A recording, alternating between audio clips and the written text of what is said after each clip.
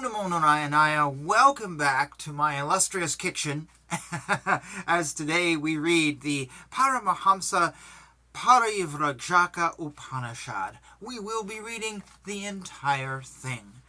Now, then, the god Brahma, approaching his father, Adinarayana, the Supreme Being, and paying obeisance, asked of him, Lord, from your mouth all things pertaining to the nature of castes and orders have been heard, known, and grasped. Now I wish to know the characteristics of the Paramahamsa mendicant monk. Who is entitled to renunciation? What are the characteristics of a mendicant monk? Who is a Paramahamsa monk? How is his mendicancy? Please expound to me all this. The Lord responded, The person entitled to renunciation is the wise one who has undergone the difficult course of learning the sacred lores from a good preceptor, has understood all the exertion necessary for happiness in this world and the next, has understood the need to discard, like vomit, the three primary desires, the three primary inclinations in regard to the body, mindness, and egotism. The person also has completed studentship in celibacy, which is the means to reach the path of liberation, and has become a householder. From the stage of a householder he shall become a forest dweller, and then renounce worldly life. Or, alternately, he may renounce from the stage of a celibate student, or from the stage of a householder, or a forest dweller.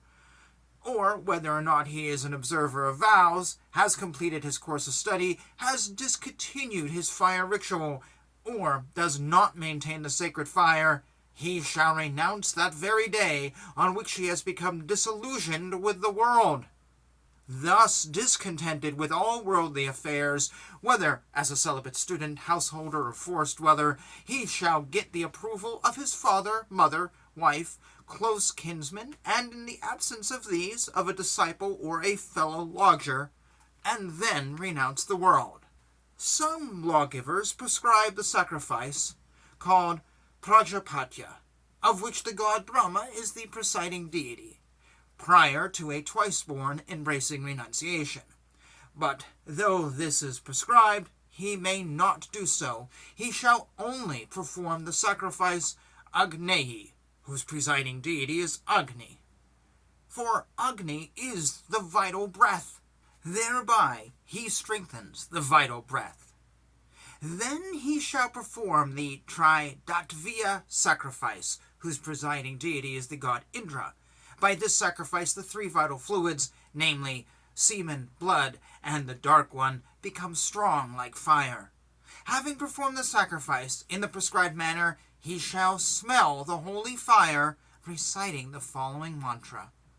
O fire, this vital breath is your source. As you were born at the proper time of year, you put on effulgence. Knowing him, the Atman, your ultimate source, may you merge with the prana, your source. May you increase our wealth of transcendent knowledge. So reciting the mantra, he shall smell the fire. This is the source of fire, the vital air. May you go to the prana, may you go to the source. Svaha, thus alone, the mantra says. Having procured the holy fire from the house of a well-versed Vedic scholar, he shall smell the holy fire in the manner prescribed previously. If he is afflicted by illness, or does not get the holy fire, he shall offer the oblation in the waters, for water is presided over by all the gods. Reciting, I offer the oblation to all the gods, Svaha. He shall tender the oblation, and picking up a small portion of the offered oblation, which is mixed with ghee, he shall eat this, as it is beneficial. In the case of the Kshatriyas and others not entitled to renunciation, the rule is that they may seek liberation in the path of the brave by courting death in the battlefield, or fast unto death as a discipline, or enter into water to rise no more, or enter fire, or undertake the great journey in which they collapse by exhaustion. If he were afflicted by illness, he may renounce mentally or by speech, reciting mantras. This is the path of their renunciation. A healthy person, if desiring to renounce the world in due order of the stages of life, shall perform the Shraddha ceremony unto himself and the fire ritual, for ridding himself of passions. He shall infuse the ritual fire to be symbolically present in his person. His proficiency in the affairs of the world and Vedic learning, as well as the 14 means of action under his control, shall be transferred to his son symbolically. In the absence of a son, it shall be done to a disciple. In his absence, it shall be transferred into his Atman. He shall then meditate on Brahman as identical with himself, pronouncing the words, Brahman thou art, the sacrifice thou art, the Veda mother, the prop of Brahmanhood, an embodiment of the essence of all learning, shall be consigned into the waters, reciting the 3 Vrihitis, etc. And the essence of all learning shall be consigned into the waters, and the 3 Vrihitis into the letters A, U, and M. He shall then ceremoniously sip water, keeping his attention on that pranava, pull out the tuft, muttering the pranava, snap the sacred thread, discard the garment onto the ground or into the waters, become unclad, reciting the mantra Bha Sava, Bhava Savaha, and Sava Savaha. Meditate on his own form. Again recite mentally or in speech the pranava and the vrihitis separately, and utter 3 times 3 the farewell words, I have renounced, I have renounced, I have renounced, in gentle, middling, and sharp tones. Deeply engage in meditation on the pranava and raise his hand, saying, Freedom from fear to all from me, Savaha. He shall then start for the north, thinking over the meaning of great scriptural texts such as the Brahman I am, that thou art, and proceed in the unclad state. This is renunciation. If one is not entitled to this way of renunciation, he shall recite first the prayer of the householder, and then the text, Freedom from fear to all beings, everything emanates from me, you are my friend and you guard me, you are the source of strength, you are the weapon of Indra which killed the demon Vritta, be a blessing to me, prevent that which is a sin. Reciting this mantra, preceded by the pranava, he shall take up the emblematic bamboo staff and water pot, and wear the waistband, loincloth, and ochre-colored garment. Then approach a good guru, bow to him, and receive from the mouth of the guru the great scriptural text, that thou art, preceded by the pranava. Then he shall wear a tattered garment, or bark garment, or deerskin, and avoid a landing place at a riverside for bathing, to prevent mixing with crowds, moving up a staircase, and getting alms from a single house. He shall bathe during the 3 prescribed periods, listen to an exposition of the Vedanta, and practice the pranava. Be well established in the path of realizing Brahman. Merge his favorite desire in the Atman. Become free of mindness, and get established in the self. Give up passion, anger, greed, delusion, intoxication, rivalry, false pride, egotism, intolerance, arrogance, desires, hatred, gloating, impetuosity, mindness, etc. Being possessed of wisdom and dispassion, he shall turn away from the wealth and women, and possessing a pure mind, he shall ponder over the truths of the Upanishads. He shall guard, bestowing particular care to his celibacy, non-possession, universe-injuring attitude, and truthfulness. He shall conquer his senses, and be free from affection externally and internally. He shall secure alms for sustaining the body, like a harmless cow, from members of the 4 castes, excepting those who are accursed or fallen. Such a person, after all this, is considered worthy of realizing Brahman. He shall view with equanimity at gain or loss, at alms at all times, eat food secured as alms from many places like a bee, using the hand as a vessel, not increase fat but become lean, feel that he is Brahman, approach a village for serving the preceptor. He shall be steady in conduct, go about alone for 8 months, and shall not journey with a companion. When he has attained sufficient good sense, he may become a Kutikchaka, or a Badudaka, or a Hamsa, or a Paramahamsa ascetic. Reciting the respective mantras, he shall discard in the waters his waistband, loincloth, staff, and water vessel, and move about unclad. He shall stay 1 night in a village, 3 nights in a holy place, 5 nights in a town, and 7 nights in a place of pilgrimage.